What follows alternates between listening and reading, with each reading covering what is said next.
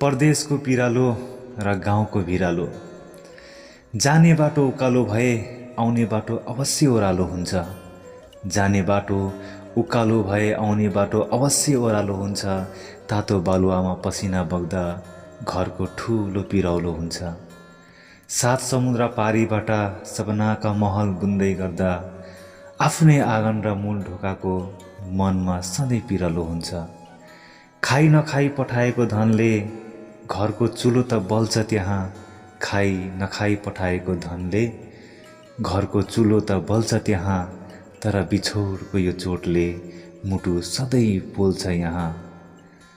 आफू यता दिनरात मसिन झै जोतिनु पर्ने, आफू यता दिनरात मसिन झै जोतिनु पर्ने, उता घरको जग हलिनु हो कि भन्ने डरले मर्नु पर्ने।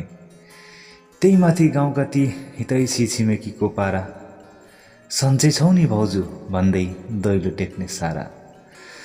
आफू यता रगतलाई पानी बनाई बगाउँदैछु, उता छिमेकीको आँखा लागेर जिन्दगी नै भिरालो बनाउँदैछु।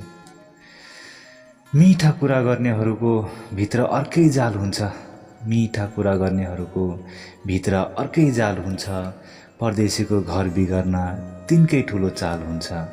विश्वासको कडी टुट्यो भने संसार नै अँध्यारो हुन्छ।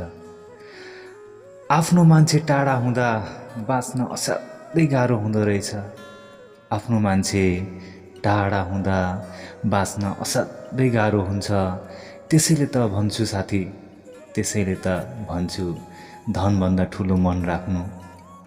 छिमेकीका कुरा सुन्दा अलिकति होस राख्नु, नत्र उकालो चढेको जीवन कतिखेर ओह्रालो झर्छ। यो भिरालो जिन्दगीमा आफ्नैलाई मात्र विश्वास गर्नुपर्छ। यो भिरालो जिन्दगीमा आफ्नैलाई मात्र विश्वास गर्नुपर्छ।